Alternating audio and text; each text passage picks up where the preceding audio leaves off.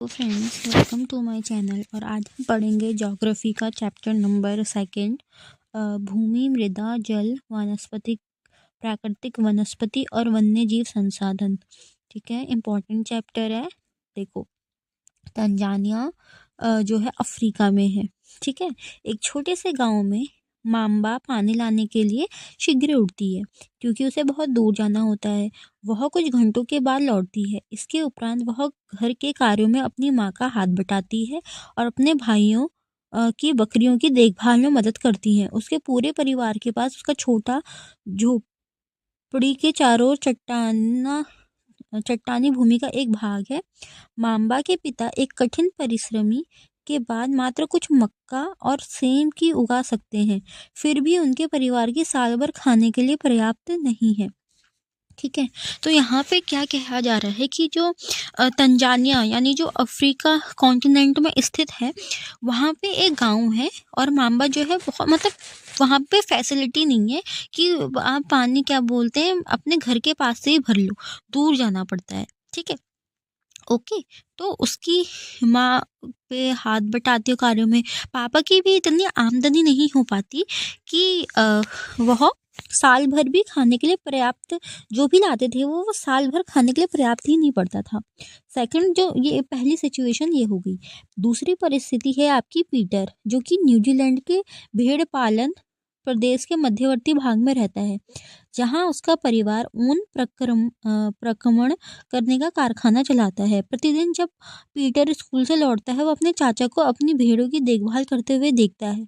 उनका भेड़ों का बाड़ा कुछ दूरी पर पहाड़ियों से लगे हुए एक विस्तृत घास के मैदान पर स्थित है। वहां नवीनतम प्रौद्योगिकी का उपयोग करते हुए एक वैज्ञानिक विधि में इसका प्रबंध किया जाता है। पीटर का परिवार जैविक कृषि द्वारा सब्जियां उगाता है। मांबा और पीटर विश्व के 2 विभिन्न स्थानों में रहते हैं।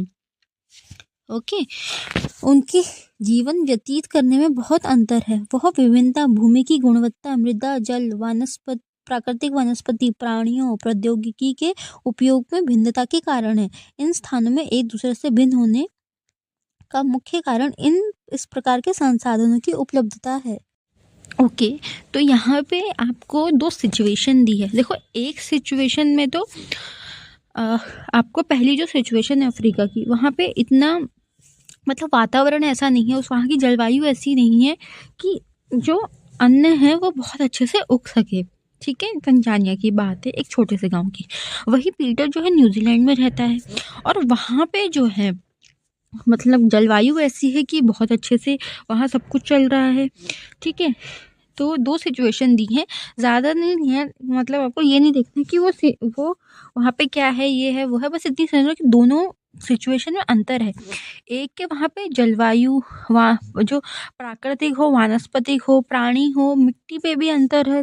तंजानिया की मिट्टी और न्यूजीलैंड की मिट्टी एक थोड़ी ना होगी, कुछ ना कुछ तो अंतर होगा ना। तो इसीलिए तो यहाँ पे जैविक कृषि की सब्जियां भी उगाई जाती है। देखो, क्योंकि वहाँ पे उगती होगी भाई, वहाँ पे सीधी सी बात है, वहाँ जलवायु अच्छी है और तंजानिया के परिप्रेक्ष्य में, तो इसीलिए तो एक जो परिवार है वो बहुत मतलब इतना सेटल नहीं है कि वो अपने गांव में कुछ कर पाए, क्योंकि वहाँ पे है ही नहीं भाई। क्या करोगे जब आपको उच्च जलवायु, मृदा भी तो अच्छी चाहिए ना खेती करने के लिए।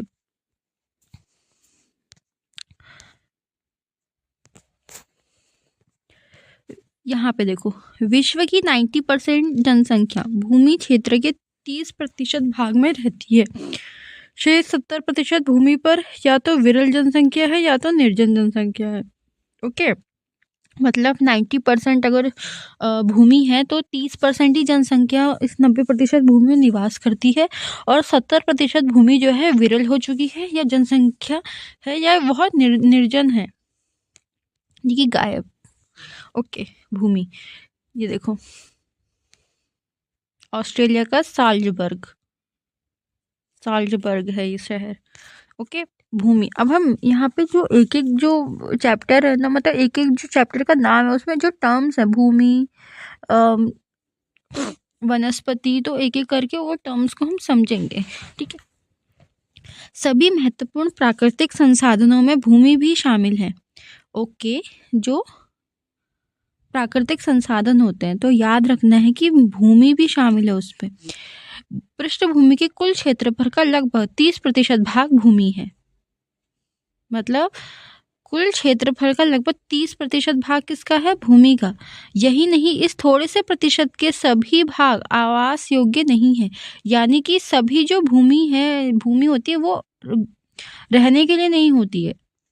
मुख्यतः भूमि और जलवायु के विभिन्न लक्षणों के कारण विश्व के विभिन्न भागों में जनसंख्या का वितरण असमान है। बिल्कुल देखो, भारत की जनसंख्या और ऑस्ट्रेलिया की जनसंख्या में जमीन आसमान का अंतर होगा, ठीक है। तो वो जलवायु पे निर्भर करता है।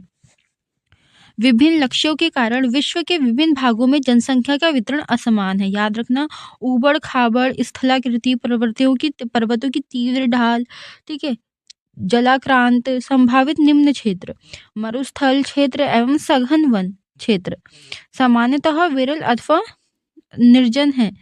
उर्वर मैदानों और नदी घाटों में कृषि के लिए उपयुक्त भूमि उपलब्ध है, इसीलिए ये स्थान विश्व के सघन बसे क्षेत्र में है। देखो, जो वन जितने सघन होंगे, ठीक है, वहाँ की मृदा जितनी अच्छी होगी, ठीक है, नदी होगी, घाटियाँ होगी, वहाँ के संसाधन कितने मजबूत होंगे, वहाँ आप अच्छे से कृषि कर सकोगे, कुछ नया कर सकोगे वहाँ पे, क्योंकि संसाधन आपको प्रकृति ऑलरेडी दे रहा है। पर ऐसे देशों का क्या, जहाँ पे संसाधन ही मौजूद ना हो, प्राकृतिक संसाधन ही ना हो, वो क्या करेगा? ठीक है, ऐसा भी नहीं है। जैसे आप ले सकते हो जापान का एग्जाम्पल है। वहाँ है कुछ नहीं, लेकिन वो टेक्नोलॉजी में बहुत आगे है। उसने अपनी आर्थिक स्थिति को सुधारने के लिए टेक्नोलॉजी का सहारा लिया है, ठीक है। भारत कृषि प्रधान देश है, तो भारत के पास कृषि प्रधान क्यों है? क्योंकि यहाँ की मृदा जलवायु बहुत उत्तम है, ठीक है। यहाँ के जो मिट्टी है उसमें कितनी अच्छी क्वालिटी होगी कि हम उसको उगा सकते हैं, एक अच्छी किस्म का अनाज उगा सकते हैं। तो ये हमको प्रकृति द्वारा मिला है, इसलिए भारत कृषि प्रधान देश है, ठीक है। जैसे मैं आपको एग्जाम्पल बता दूं, जैसे आपका यूएसए ले लो और आपका इंडिया ले लो, ठीक है, 2 कंट्रीज हैं, ओके। तो यूएसए जो है कृषि सेक्टर में हमसे डरता है, ठीक है, कृषि क्षेत्र में हमसे डरता है। क्यों? क्योंकि इंडिया में जितना अच्छा प्रोडक्ट होता है वो यूएसए में नहीं हो सकता, उनको पता है। लेकिन इंडिया किस क्षेत्र में डरता है? मैन्युफैक्चरिंग सेक्टर में, यानी कि विनिर्माण क्षेत्र में डरता है यूएसए से। क्योंकि भले ही कच्चा माल हम उगा रहे हैं, लेकिन अगर आयात करता है यूएसए, तो हम निर्यात करेंगे, और जब ये आयातित वस्तु को बनाएगा तो एक अच्छा प्रोडक्ट को मैन्युफैक्चर कर लेगा, विनिर्माण कर लेगा, और फिर वो प्रोडक्ट मतलब एक शेप ले लेगा। तो ये इसका है यूएसए का, तो ये इस क्षेत्र में आगे है। तो हर देश किसी न किसी क्षेत्र में आगे है, ठीक है। भूमि उपयोग, अब ये भूमि का यूज़ कैसे करेंगे? भूमि का उपयोग विभिन्न कार्यों के लिए किया जाता है, जैसे कृषि, वानिकी, खनन, सड़क, उद्योग की स्थापना। साधारणतः इसे भूमि उपयोग कहा जाता है। तो क्वेश्चन आ सकता है, भूमि उपयोग किसे कहते हैं? भूमि उपयोग हम उन कार्यों को कहते हैं जिसमें सड़क, कृषि, वानिकी, खनन, उद्योग, ये सब चीज़ें आती हैं साधारणतः, वह भूमि उद्योग है। क्या आप मांबा और पीटर के परिवार की भूमि उपयोग के विभिन्न तरीकों की सूची बना सकते हैं? भूमि का उपयोग भौतिक कारकों द्वारा निर्धारित किया जाता है। याद रखना, जो भूमि का उपयोग है वो भौतिक कारकों द्वारा निर्धारित किया जाता है। इसको, ये लाइन आपको आनी चाहिए, ठीक है।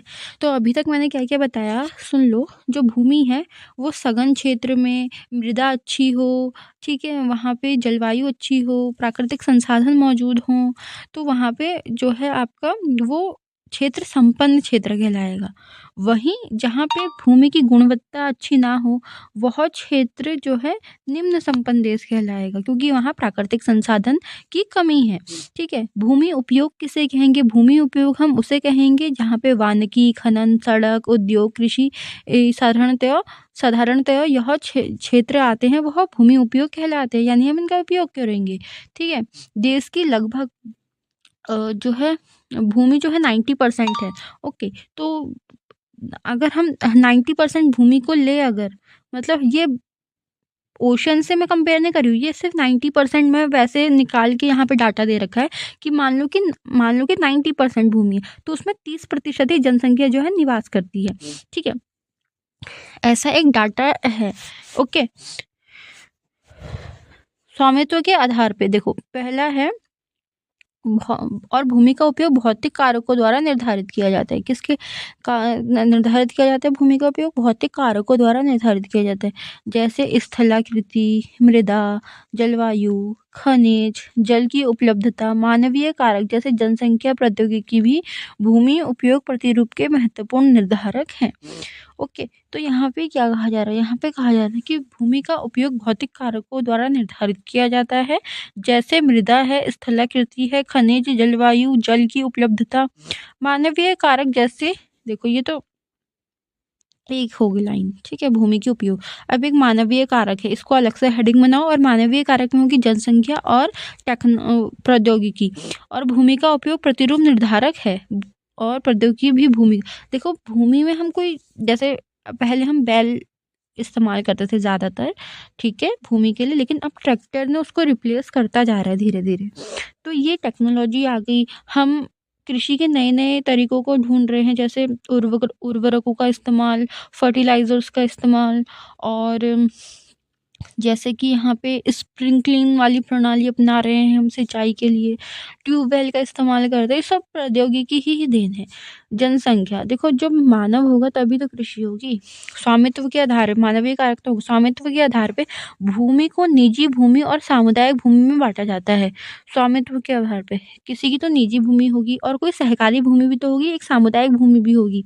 निजी भूमि व्यक्तियों के स्वामित्व पे होती है, जबकि सामुदायिक भूमि समुदाय के स्वामित्व में होती है। सामान्य रूप से इसका उपयोग समुदाय के संबंधित व्यक्तियों के लिए किया जाता है, जैसे चारा, फल, नट, औषधियाँ, बूटियाँ, और इन सामुदायिक भूमि को साझा संपत्ति संसाधन कहा जाता है। क्या कहा जाता है? साझा संपत्ति संसाधन। टर्म याद रखो, साझा संपत्ति संसाधन, साझा संपत्ति संसाधन। सब में एस है, ट्रिपल एस से याद करो, ट्रिपल एस, साझा संपत्ति संसाधन। ट्रिपल एस माने क्या है? साझा संपत्ति संसाधन। ठीक है, जनसंख्या और उनकी मांग सदैव बढ़ती रहती है, लेकिन भूमि की उपलब्धता सीमित है। स्थान के अनुसार भूमि की गुणवत्ता में अंतर होता है। लोगों के समुदाय भूमि पर व्यापारिक क्षेत्र बनाने, नगरीय क्षेत्रों में घर बनाने और ग्रामीण क्षेत्रों में कृषि योग्य भूमि का विस्तार करने के लिए अनाकृत हस्तक्षेप करना शुरू कर दिया है।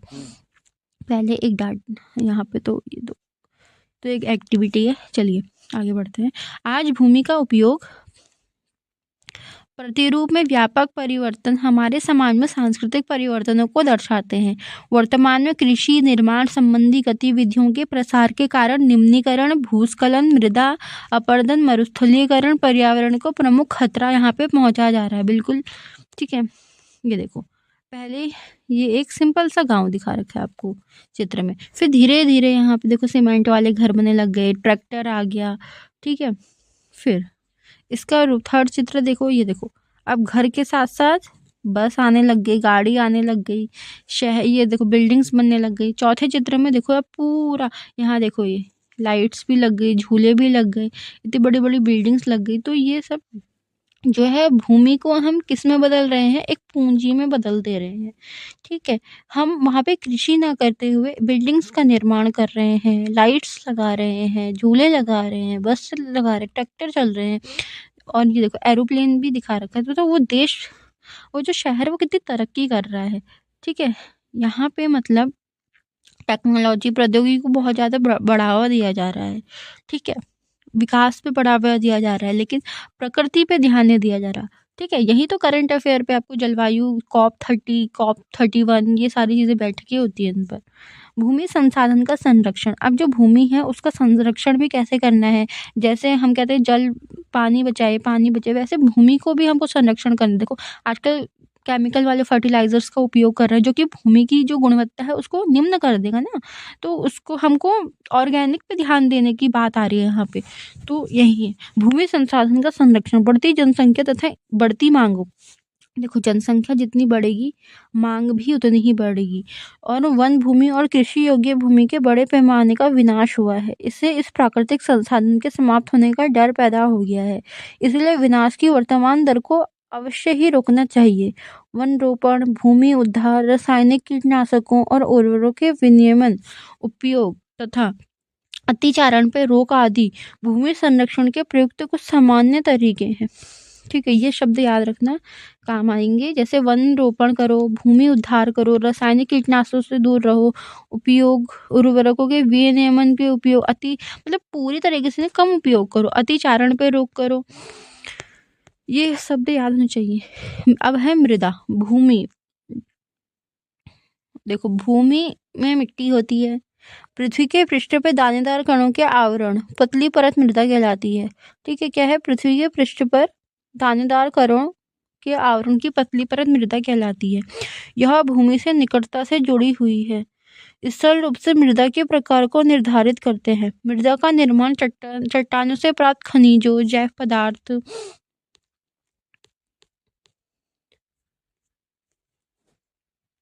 तथा भूमि पर पाए जाने वाले खनिजों से होता है। यह अपक्षय की प्रक्रिया से माध्यम से बनती है। खनिजों और जैव पदार्थों का सही मिश्रण मृदा को उपजाऊ बनाता है। ठीक है, ये लाइन फिर से पढ़ेंगे। देखो, पृथ्वी के पृष्ठ पर दानेदार जो कण होते हैं उनका जो आवरण होता है ना, पतली सी परत, वह मृदा है। यह भूमि से निकटता से जुड़ी हुई है। स्थल रूप से मृदा के प्रकार को निर्धारित करते हैं।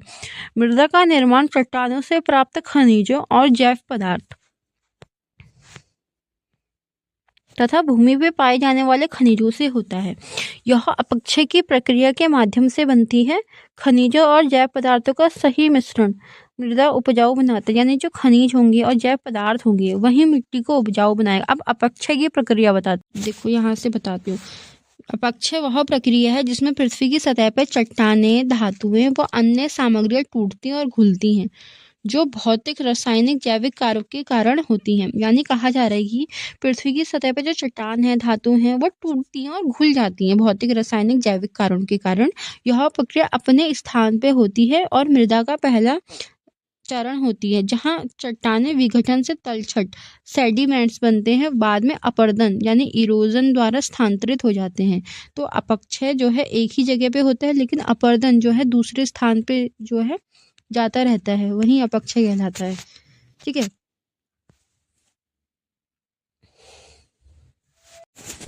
ओके।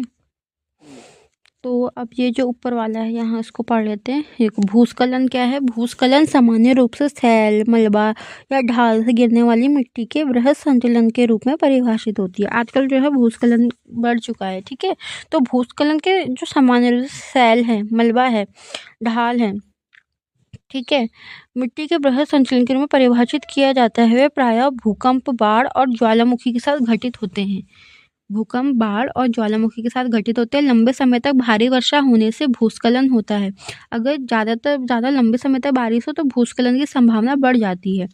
यह नदी के प्रवाह को कुछ समय के लिए अवरुद्ध कर देता है। नदी अवरुद्धता के अचानक फूट पड़ने, यानी कि जो पहले, आइए बताती हूँ, एक मिनट, विध्वंस आ जाता है। पहाड़ी भूभाग भूस्खलन, ये देखो, जैसे हाल ही में उत्तराखंड में जो है लैंडस्लाइड हुई थी ना, वो कह रहे थे ग्लेशियर के पिघलने से हुआ।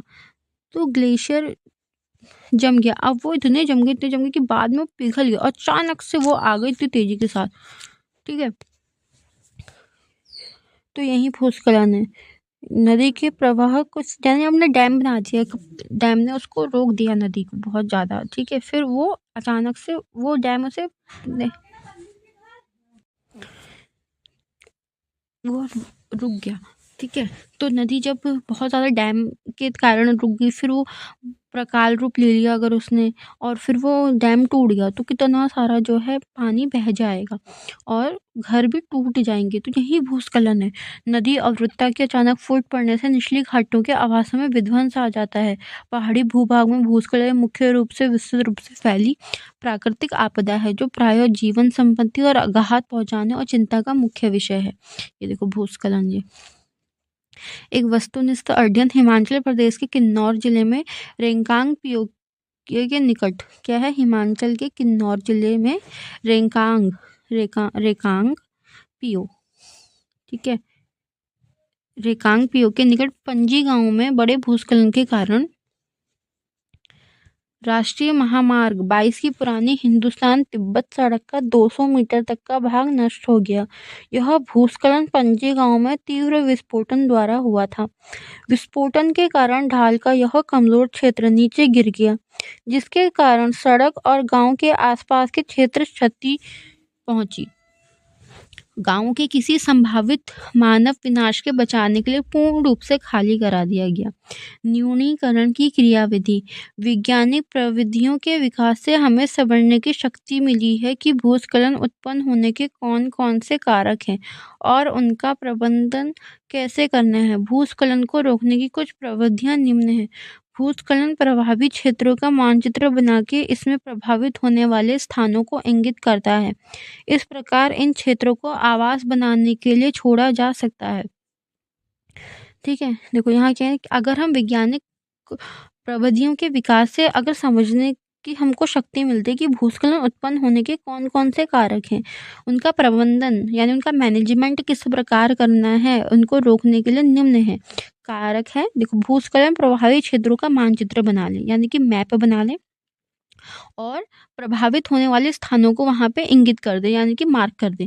इस प्रकार इन क्षेत्रों को आवास बनाने के लिए छोड़ा जा सकता है। भूमि को खिसकने से बचाने के लिए प्रतिधारी दीवार का निर्माण किया जाए। प्रतिधारी दीवार का निर्माण किया जाए। ठीक है, ये वर्ड्स याद रखो। प्रतिधारी दीवार। भूस्खलन को रोकने का सबसे प्रभावी तरीका वनस्पति आवरण में वृद्धि करना है, यानी वनस्पति को उगाना शुरू कर दीजिए।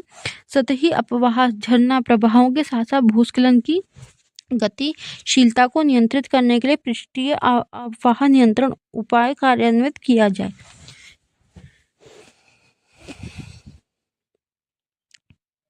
ओके, तो अपवाह नियंत्रण क्या होता है ये दिखाते हैं। वो सब ऑथेंटिक ही बनाना है हमको। तो अपवाह नियंत्रण यानी कि ड्रेनेज कंट्रोल का अर्थ है सतही जल प्रवाह से प्रबंधित निर्देश करना, ताकि मिट्टी के कटाव, सॉइल इरोजन, बाढ़, जल प्रदूषण को रोका जा सके। पानी के बहाव की गति की मात्रा को कम करने के लिए विभिन्न तकनीकों का उपयोग किया जाता है। ठीक है, तो जल के मतलब जल को नियंत्रित करने के लिए हमको एक अपवाह नियंत्रण को यहाँ पे कंट्रोल करना पड़ेगा। ये देखो, ये है प्रतिधारी दीवार। ये बनाई है ना दीवार, ये प्रतिधारी दीवार। ये वाला भी हो गया। अब ये वाला बहुत इंपॉर्टेंट है, मृदा परिच्छेदिका। इसको याद करो। मृदा परिच्छेदिका यानी कि मिट्टी की लेयर्स के बारे में यहाँ बताया गया है, लेयर्स ऑफ सॉइल। ओके, तो सबसे पहली जो लेयर है, नीचे की लेयर होती है ये वाली। ठीक है, ये है जनक चट्टान। क्या है? जनक चट्टानें। दूसरी जो लेयर है वो है अपक्षीय चट्टानों का पदार्थ। और तीसरी जो लेयर है वो है बालूगाद क्ले के साथ उपमृदा। और चौथी जो है ह्यूमस और वनस्पति के साथ ऊपरी मृदा। इसको याद करने का तरीका क्या है? एक मिनट में आपको अच्छे से बताती हूँ। ये दिख रहा है ये वाला, इसको देखो एक बार तब समझ आएगा। देखो, सबसे पहले है आर हॉरिजन यानी कि बेड रॉक। इंग्लिश में समझो इसको, थोड़ा हिंदी में ही पढ़ना, मैं आपको बताऊंगी, पर इसको समझ लो एक बार। ये कुछ हॉरिजन्स होते हैं। ठीक है, यानी कि जैसे यहाँ पे आर है, ये सी है, बी हॉरिजन, ई हॉरिजन, ए हॉरिजन, ओ हॉरिजन। ठीक है, ये बाद में भी काम आएंगे। ठीक है, तो सबसे पहले नीचे से शुरू करो, आर, फिर ए बी सी है ना, ए बी सी, इसकी ए और बी के बीच में है ई, और सबसे अच्छा है ओ। तो आर हॉरिजन में बेड रॉक, और सी हॉरिजन में रिगॉल्थ एंड सब सॉइल। बी हॉरिजॉन्टल में, ई हॉरिजन में है जो है इल्वेशन लेयर, और यह है टॉप सॉइल। और सबसे ऊपर है ह्यूमस, जो है ह्यूमस होती है नमी।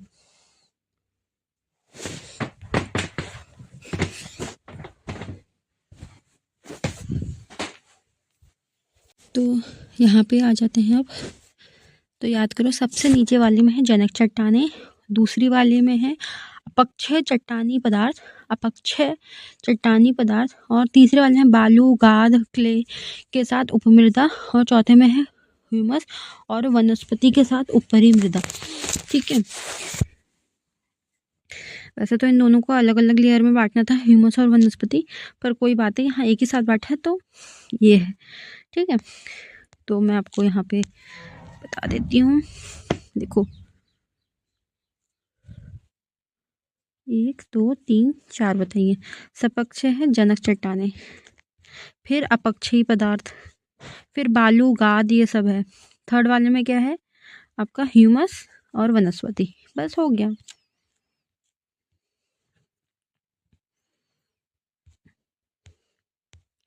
के साथ ऊपरी मृदा है। ठीक है, ऊपरी मृदा। अपक्षय यहाँ भी दे रखा है। अपक्षय क्या है? तापमान में परिवर्तन, तुषार क्रिया, पौधे प्राणी और मनुष्य के क्रियाकलाप द्वारा अनावृत शैलों का टूटना, यानी कि जो चट्टान है उनका टूटना का और क्षय होना, ये है अपक्षन की क्रिया। एक तो टेम्परेचर में इंक्रीज होगा टेम्परेचर, ठीक है, और पौधों प्राणियों, तुषार क्रिया। तुषार क्रिया क्या होती है बताती हूँ, आप इसको ऐसे ही सुन लो। ठीक है, मैं तब से बोले जा रही हूँ तो थोड़ा आगे मैं बता दूंगी आपको। तुषार क्रिया एक प्राकृतिक प्रक्रिया है जिसमें पानी चट्टानों की दरारों में जमकर फैलता है, जिससे चट्टान टूट जाती है। ये भौतिक अपक्षय का एक रूप है जिसमें कोई रासायनिक बदलाव नहीं होता। यहाँ का मतलब फॉरेस्ट एक्शन क्या है, तुषार क्रिया क्या है? एक ये नेचुरल जो है प्रोसेस है, ठीक है, जिसमें जो पानी और चट्टानों में जो पानी है और चट्टानों में जो दरारें होती हैं उसमें ये घुल जाती है और फैल के चट्टानों में ये टूट जाती है। ये भौतिक अपक्षय फिजिकल वेदरिंग का एक रूप है जिसमें रासायनिक बदलाव बिल्कुल भी नहीं। याद रखना कि तुषार क्रिया में केमिकल चेंजेस नहीं होते हैं और इस प्रक्रिया में पानी दरार में परिवेश करती है, यानी दरार होती है तो पानी जो है दरार में चली जाती है, जिसमें जमने पर फैलता है और चट्टान की दरारों को और चौड़ा कर देती है। यह चक्र तब तक चलता है जब तक चट्टानें पूरी तरह टूट नहीं जाती है। यह शब्द योग में इस्तेमाल होने वाले षटक्रम या षट क्रिया से अलग है, जो शरीर में शुद्ध करने की विभिन्न तकनीकों को कहते हैं। इसको मत पढ़िए, बस यही है। ठीक है, ओके, ये भी देख लिया है। फिर है मृदा, ये वाला। ये क्या आप जानते हैं केवल 1 सेंटीमीटर मृदा को बनने में सैकड़ों वर्ष लग जाते हैं। 1 सेंटीमीटर जो है मिट्टी को बनने में करोड़ों वर्ष लग जाते हैं। ओके, ठीक है। अब यहाँ पे मृदा के कुछ कॉलम्स हैं सॉइल के, उसको हम देख लेते हैं। सबसे पहले यहाँ पे देखना है जो मृदा है, जलवायु, तापमान, वर्षा, अपक्षय, ह्यूमस के निर्माण के दर को प्रभावित करता है। जो मृदा है वो टेम्परेचर को, क्लाइमेट को, रेन को और आपका अपक्षय हो गया, आपका ह्यूमस निर्माण के दर को प्रभावित करता है। दूसरा जो है यहाँ पे आओ, जनक शैल, रंग, गठन, रासायनिक गुणधर्म, खनिज मात्रा, पारगम्यता को निर्धारित करती है। ओके, रासायनिक गुणधर्म, खनिज मात्रा, पारगम्यता को यहाँ निर्धारित किया जाता है।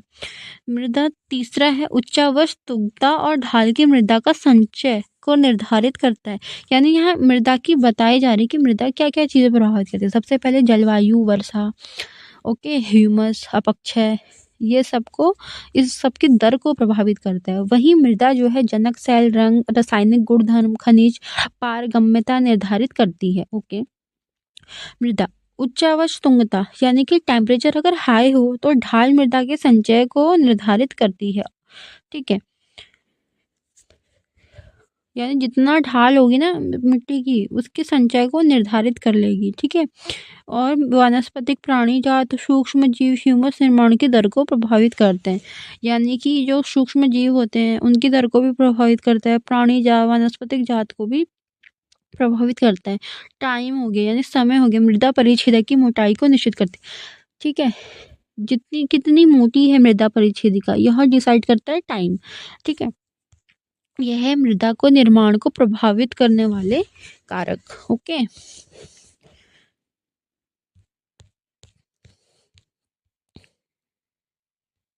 मृदा निर्माण के कारक। मृदा निर्माण के मुख्य कारक जनक शैल के स्वरूप जलवायविक कारक हैं। ओके, ठीक है, यहाँ पे से देख लो, अच्छे समझते हैं। जो सॉइल का अगर हम निर्माण करते हैं तो उसका मुख्य कारक जनक शैल का स्वरूप जलवायविक कारक है। यानी कि यहाँ मृदा निर्माण के अन्य कारक स्थलाकृति, जैव पदार्थों की भूमिका, मृदा निर्माण के संगठन में लगा समय। देखो, कोई मिट्टी कितनी उपजाऊ है, वो अगर कह रहा है ना कि 1 सेंटीमीटर मृदा को बनाने में करोड़ों वर्ष लग जाते हैं, करोड़ों साल लग जाते हैं, तो कितने करोड़ों सालों की मिट्टी कितनी उपजाऊ होगी, ये उसके समय पर डिपेंड करता है। ठीक है। और जैव पदार्थ की भूमिका, मृदा निर्माण के संगठन में लगा समय अलग अलग स्थानों में भिन्न होते हैं। ओके, दैट्स ऑल राइट, आप समझ गए होंगे। ये वैसे याद कर लो, मृदा निर्माण के मुख्य कारक क्या है? जनक सेल का स्वरूप, जलवायविक कारक। मृदा निर्माण के अन्य कारक स्थलाकृति, जैव पदार्थों की भूमिका, मृदा निर्माण के संगठन में लगा समय अलग अलग स्थानों में भिन्न भिन्न है। मृदा निम्नीकरण और संरक्षण के उपाय। मृदा अपरदन और क्षीणता मृदा संसाधन के दो मुख्य खतरे हैं। ठीक है, जितना मृदा अपरदन होगा, क्षीण होगा, जितनी मृदा संसाधन को इफेक्ट होगा, तो ये खतरे हैं। ठीक है, मानवीय और प्राकृतिक दोनों की कारकों की मृदाओं का निम्नीकरण हो सकता है। ओके, मतलब यानी कि मानवीय और प्राकृतिक दोनों कारक जो है मृदा की निम्नीकरण का जिम्मेदार हो सकता है। ठीक है, मृदा के निम्नीकरण में सहायक कारक वनोन्मूलन, अतिचारण, रासायनिक उर्वरकों और कीटनाशकों के अत्यधिक उपयोग, वर्षा, दोहन, भूस्खलन और बाढ़ है। मृदा संरक्षण की कुछ विधियां निम्न प्रकार हैं। ओके, तो यहाँ समझो कि मृदा का जो अपरदन है वो क्षीणता मृदा के दो मुख्य खतरे हैं। और मानवीय इसको क्षीणता मृदा, इसको दो कारकों में देखो, मृदा को खतरा क्यों है? एक तो मृदा अपरदन के कारण और मृदा क्षीणता के कारण। ओके, क्षीणता यानी कि मिट्टी का जो उपजाऊपन है उसका कम हो जाना। ठीक है, तो ये दो कारक हैं। ठीक है, और ये बोल रहा है कि जो अपरदन है, जो मृदा है, इन दो खतरे मृदा है, इसमें जो है प्राकृतिक और मानवीय दोनों रूपों से खतरा हो सकता है। मृदा के निम्नीकरण में चाहे वनोन्मूलन, अतिचारण, ठीक है, ये शब्द याद रखो, वनोन्मूलन, अतिचारण, रासायनिक उर्वरकों, कीटनाशकों अत्यधिक उपयोग, वर्षा, दोहन, भूस्खलन और बाढ़ है। मृदा संरक्षण की कुछ विधियां निम्न प्रकार है। इनको समझने से पहले कुछ लोग सोच रहे होंगे वनोन्मूलन क्या है, अतिचारण क्या है, भाई इनको भी बताना ज़रूरी है। आप ये सुन लीजिए, ठीक है, थोड़ा मेरे गले को भी रेस्ट मिल जाता है ना, इसलिए। वनोन्मूलन का मतलब है बड़े पैमाने पर पेड़ों को जलाना या काटना और उस जमीन को फिर दूसरे कामों के लिए इस्तेमाल करना। यह अक्सर कृषि, शहरीकरण या खनन जैसी गतिविधियों से होता है, जिसके गंभीर परिणाम जैसे जलवायु परिवर्तन और जैव विविधता का नुकसान हो सकते हैं। बस सीधी सी बात है, वनोन्मूलन क्या है? वनों को बड़े पैमाने पे पेड़ों को जलाना या काटना और उस भूमि को अन्य उपयोग में बदलना। ठीक है, यह प्रक्रिया जो है अक्सर कृषि, आवासीय, शहरीकरण, औद्योगिकरण और मानवीय गतिविधियों के कारण होती है। ठीक है, अब इसे भी सुन जानवरों की बहुत ज्यादा 1 मिनट, क्या आप सुन लीजिए। अतिचारण का मतलब है किसी क्षेत्र में जानवरों की बहुत ज्यादा चराई, जिससे वनस्पति और मिट्टी को नुकसान होता है। ये मिट्टी के कटाव का कारण बनता है और भूमि बंजर हो जाती है, क्योंकि जानवर वनस्पति को उसके दोबारा उगने से पहले ही खा जाते हैं। ओके, तो यहाँ कहा जा रहा है कि अतिचारण का जो अर्थ है वो पशुओं को अत्यधिक चराई से हो जाता है, उसकी वनस्पति और मिट्टी को नुकसान पहुँचता है और मिट्टी का कटाव होता है और भूमि बंजर हो जाती है। यह तब होता है जब पशुओं की संख्या इतनी अधिक हो जाती है कि मौजूद वनस्पति उसके पुनर्जीवित होने से पहले ही खा जाती है। देखो, जो आपका गूगल है और आपका ये बुक है, इसके जो शब्द है उसका अर्थ जब तक नहीं समझो तो कैसे समझ आएगा ना। ठीक है, वनोन्मूलन क्या है? पेड़ों का अत्यधिक कटान। अतिचारण क्या है? अत्यधिक चराई जानवरों की। ठीक है, रासायनिक उर्वरकों और कीटनाशकों का अत्यधिक उपयोग, वर्षा, दोहन, भूस्खलन और बाढ़ है। ठीक है, अब कुछ विधियां हैं मृदा संरक्षण के। एक तो मल्च बना दिया जाए। मल्च बनाने के तहत पौधों के बीच अनावृत भूमि जैव पदार्थ जैसे घास फूस से ढक दी जाती है। इससे मृदा की आर्द्रता रुकी रहती है। यानी यहाँ कहा जा रहा है कि जो पौधे हैं, पौधों के बीच में अनावृत भूमि जैव पदार्थ जैसे घास फूस से ढक दे और इसमें मृदा की आर्द्रता रुक जाती है। ओके, यह है वेदिका फार्म। ये देखो, ये वेदिका फार्म ऐसे नीचे को पूरा। ठीक है, तीसरा है समोच्च रेखीय जुताई। ये देखो समोच्च रेखीय, देखो वेदिका फार्म, ये है रक्षक मेखला। ये बहुत ज़्यादा इम्पोर्टेंट टर्म्स है, इनको याद रखना है भाई। ये देख लो। मल्च बनाना क्या है, पौधे के बीच में अनावृत भूमि मल्च बनाना दिखाई देता। ये देखो ये है मल्च, ढक दिया है ना पूरा, ये देखो पूरा ढक दिया है, ये पूरी ज़मीन ढक दी है, तो यही है मल्च बनाना। लिख दिया जाए कि मल्च किसे कहते हैं, तो आप लिखना कि पेड़ों के बीच में क्या करते हैं, अनावृत भूमि जो जैव पदार्थ होते हैं, ठीक है, पौधों के बीच में अनावृत भूमि जो पौधों या कोई पौधा है, ठीक है, यहाँ लो ये पौधा है, ठीक है, और इसके ये है, ठीक है, ये पौधा है और इसके बीच में अनावृत भूमि जैव पदार्थ जैसे घास फूस यहाँ पे डाल दिया हमने, घास फूस, तो इससे जो है मिट्टी की आर्द्रता जो है रुक जाती है हमने, क्योंकि यहाँ पे घास फूस ऊपर से ढक दिया है इसको, ठीक है, तो यही है। जिससे इससे क्या होता है मल्च बनाने से कि मिट्टी की जो आर्द्रता है वो रुकी रहती है, ठीक है। अब किसी को आर्द्रता नहीं पता होगा, ये भी तो बताना है, जस्ट अ सेकेंड।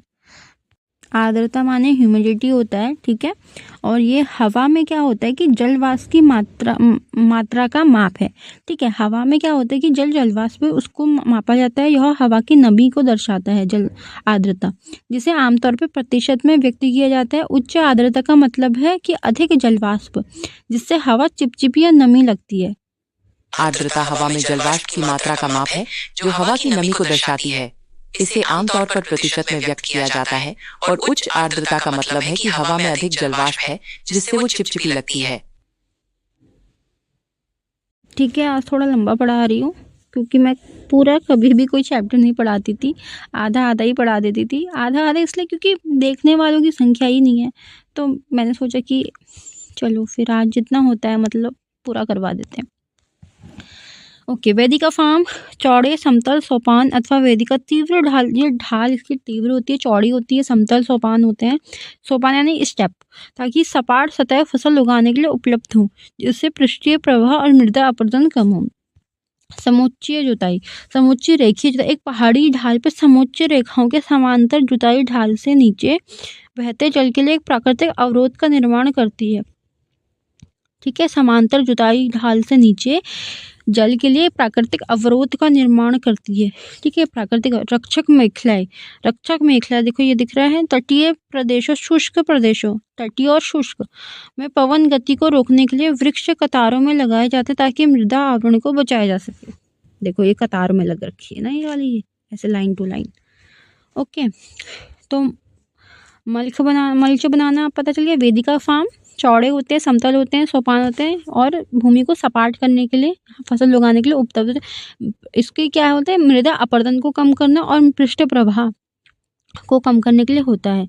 यहाँ पे आर्द्रता रुक जाती है मल्च में, वेदिका में मृदा अपरदन को, और समुच्चय रेखा समानांतर होती है। एक समुच्चय रेखाओं के समांतर जुटाई ढालों से बहते जल के लिए एक प्राकृतिक अवरोध, बहता जल जो है उसके प्राकृतिक अवरोध के लिए निर्माण किया जाता है। रक्षक मेखलिका पवन गति, तटीय प्रदेश और शुष्क प्रदेशों में पवन गति को रोकने के लिए वृक्षों को एक कतार में लगा दिया जाता है ताकि मृदा आवरण को बचाया जा सके। समुच्चय रेखीय रोधिकाएं, ये समुच्चय रेखीय जुताई है, हाँ जुताई, और ये रोधिकाएं हैं। समुच्चय रेखाओं पर रोधिकाएं बनाने के लिए पत्थर का उपयोग, घास का उपयोग, मिट्टी का उपयोग किया जाता है, ठीक है। समुच्चय रेखाएं रोधिका बनाने के लिए मृदा का उपयोग, घास का उपयोग, पत्थर का उपयोग किया जाता है।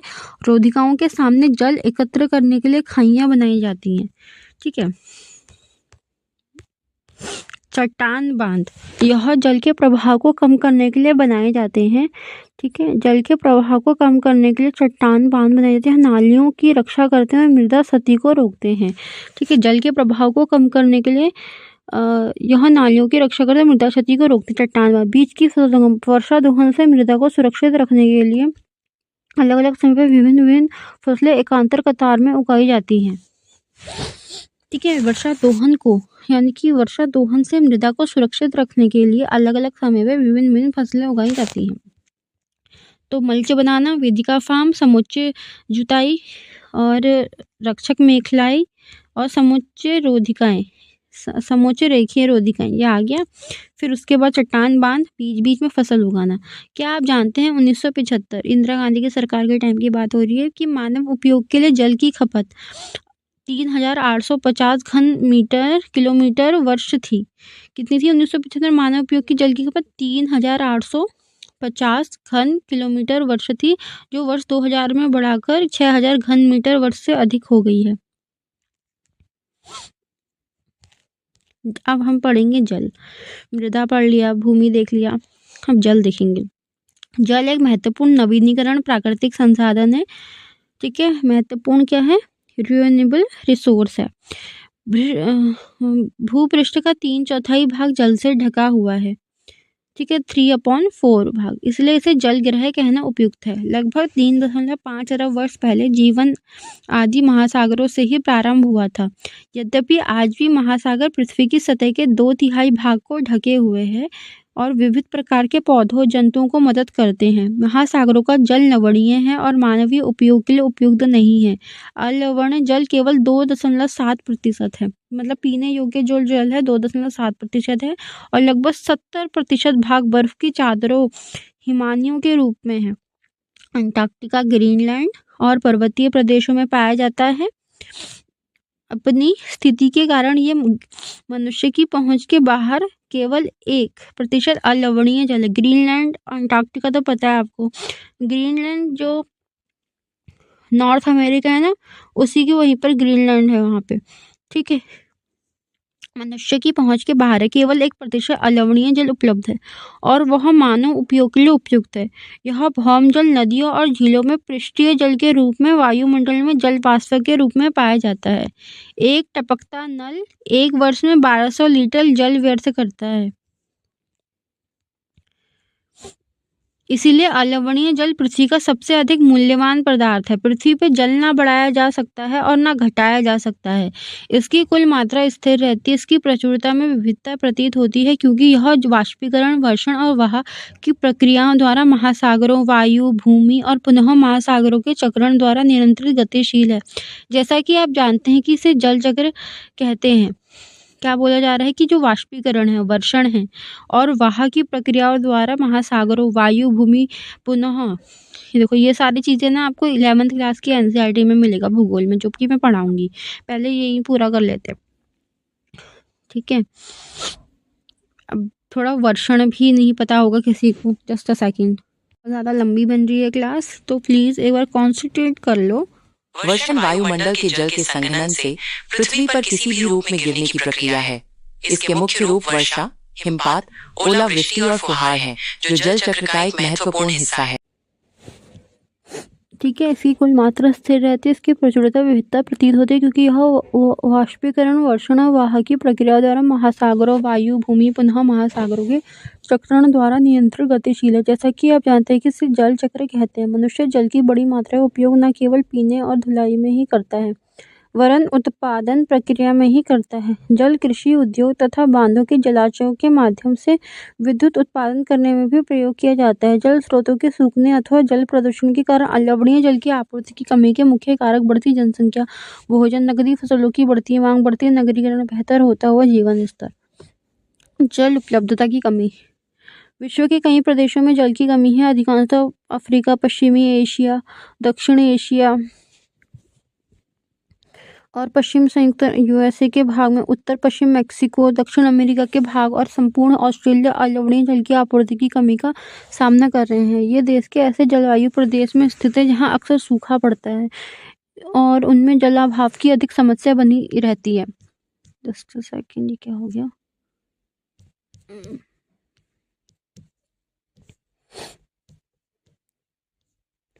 ओके, तो इस प्रकार जल का अभाव मौसमी अथवा वार्षिक वर्षण में विविधता के परिणामस्वरूप हो सकता है अथवा अति उपयोग जल स्रोतों के प्रदूषण के कारण भी जल का अभाव हो सकता है।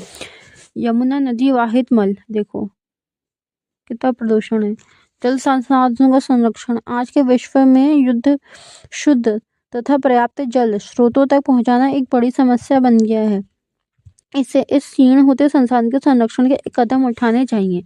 यद्यपि जल एक नवीनीकरणीय संसाधन, तथापि इसका अति उपयोग और प्रदूषण इसे उपयोग के लिए अनुपयुक्त बना देता है। अशोधित या आंशिक रूप से शोधित वाहित मल, कृषि रसायनों का विसर्जन और जल निकाय, औद्योगिक बहिर्स्राव, जल के प्रमुख प्रदूषण और इनमें शामिल नाइट्रेट धातुओं पीड़कनाशी जल को प्रदूषित कर देते हैं। इनमें से अधिकांश रसायन अजैव निम्नीकरण होने के कारण जल द्वारा मानव शरीर में पहुंच जाते हैं। इन प्रदूषकों को जल निकाय में छोड़ने से पूर्व बहिर्स्रावों का उपयुक्त विधि से शोधित करने जल प्रदूषण को नियंत्रित किया जा सकता है।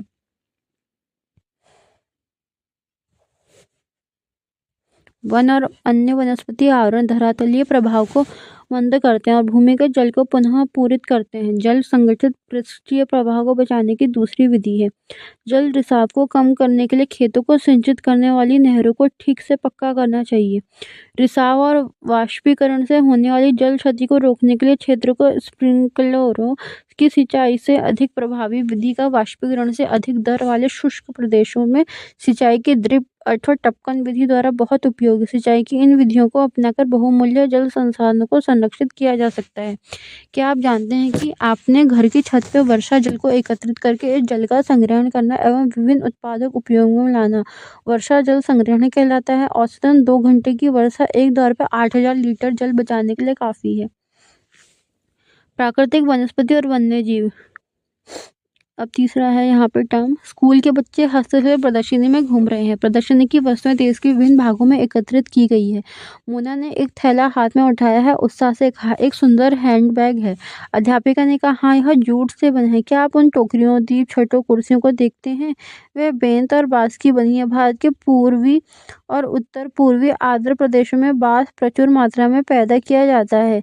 जस्सी रेशमी का सरपाग देकर उत्साहित थी। यह खूबसूरत स्कार्फ देखो।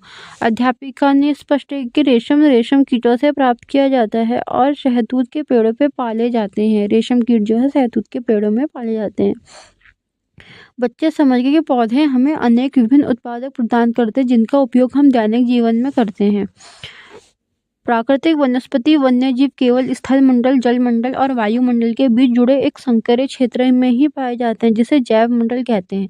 जैव मंडल किसे कहते हैं? प्राकृतिक वनस्पति और वन्य जीव केवल स्थल मंडल, जल मंडल, वायुमंडल के बीच जुड़े एक संकरे क्षेत्र में ही पाए जाते हैं, जैव मंडल कहलाते हैं।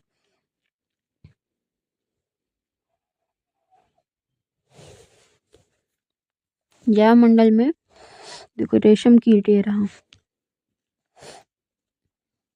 सभी जीवित जातियां जीवित रहने के लिए एक दूसरे से परस्पर संबंधित और निर्भर रहती हैं। इस जीवन आधारित तंत्र को पारितंत्र कहते हैं। वनस्पति और वन्य जीव बहुमूल्य संसाधन है। पौधे हमें इमारती लकड़ी देते हैं, प्राणियों को आश्रय देते हैं, ऑक्सीजन उत्पन्न करते हैं जिसे हम सांस लेते हैं, फसलों को उगाने के लिए आवश्यक मृदा की सुरक्षा करते हैं, रक्षक मेखला के रूप में कार्य करते हैं, भूमिगत जल के संग्रह में सहायता करते हैं और हमें फल, लेटेक्स, तारपीन का तेल, गोंद, औषधीय पौधे, कागज प्रदान करते हैं और आपके अध्ययन के लिए अत्यधिक आवश्यक है। पौधों के असंख्य उपयोग, उनमें आप कुछ जोड़ सकते हैं। वन्य जीव के अंतर्गत जंतु, पक्षी, कीट और जलीय जीव के रूप में आते हैं। उनमें हमें दूध, मांस, खाल, ऊन प्राप्त होती है। कीट जैसे मधुमक्खी हमें शहद देते हैं, फूलों के परागण में मदद करते हैं और पारितंत्र के अपघटन के रूप में एक महत्वपूर्ण भूमिका निभाते हैं। चिड़िया अपने भोजन के लिए कीटों पर निर्भर है और अपघटनों के रूप में कार्य करते हैं। गिद्ध मृत जीव जंतुओं को खाने के लिए कारण एक अपमार्जक है और पर्यावरण का एक महत्वपूर्ण शोधक समझा जाता है। इसलिए प्राणी चाहे बड़े हों अथवा छोटे, सभी पारितंत्र के संतुलन को बनाए रखने के लिए अनिवार्य हैं। ये देखो किलकिला, किंगफिशर। क्या आप जानते हैं भारतीय उपमहाद्वीप में जिन पशुओं का उपचार डिक्लोफेनेक, एस्पिरिन अथवा इबुप्रोफेन जैसे पीड़ानाशक से किया जाता है, उनमें अपमार्जन उपरांत गिद्ध किडनी खराब होने से मर जाते हैं। ये करंट अफेयर में हाल ही में बना भी हुआ है।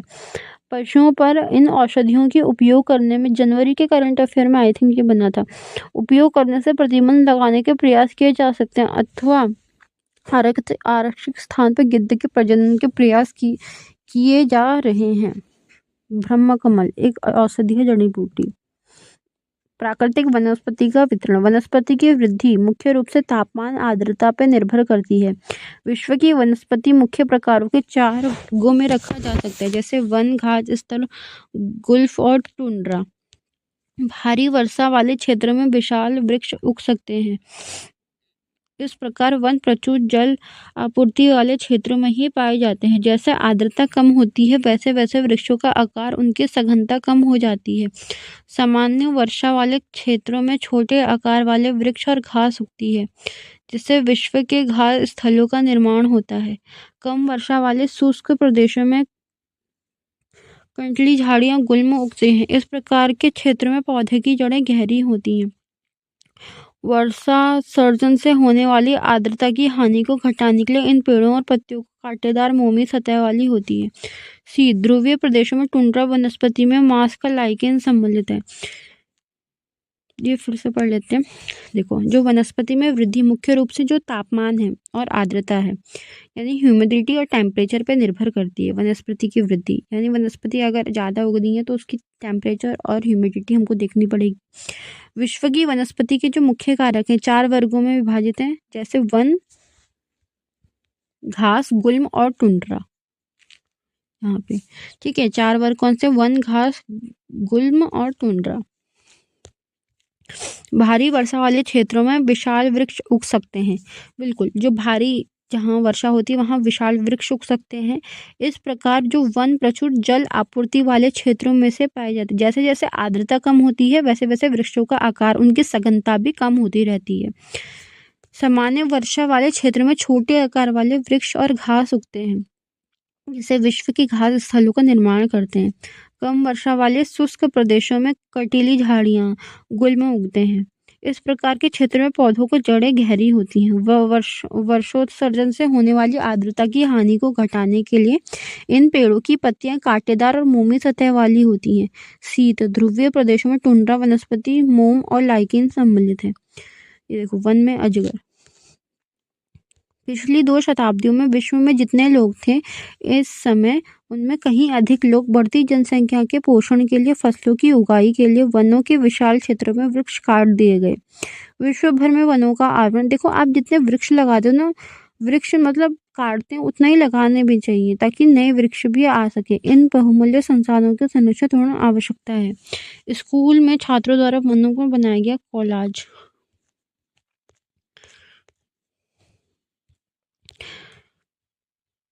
प्राकृतिक वनस्पति और वन्य जीव का संरक्षण। वन हमारी संपदा है। पौधे, जंतुओं आश्रय प्रदान करते हैं और साथ ही पारितंत्र को भी अनुरक्षित कर रखते हैं। जलवायु में परिवर्तन और मानव हस्तक्षेप के कारण पौधों और जंतुओं के प्राकृतिक आवास नष्ट हो सकते हैं। बहुत सी जातियां असुरक्षित अथवा संकटापन्न हैं और कुछ लुप्त होने के कगार पे हैं। वनोन्मूलन, मृदा अपरदन, निर्माण कारक दवा। इस बार ये बहुत ज़्यादा इंपॉर्टेंट टॉपिक बन जाता है, इसे करंट अफेयर से लिंक करते हुए पढ़ना। ठीक है, भूस्खलन में से कुछ मानव प्राकृतिक कारक हैं जो मिलकर इन महत्वपूर्ण प्राकृतिक संसाधनों के लुप्त होने की प्रक्रिया को बढ़ावा देते हैं। आज ही मुख्य चिंताओं में से एक अनाधिकार शिकार करने की संख्या बढ़ना है, जिससे कुछ खास प्रजातियों की संख्या में तेजी में से कमी आई है।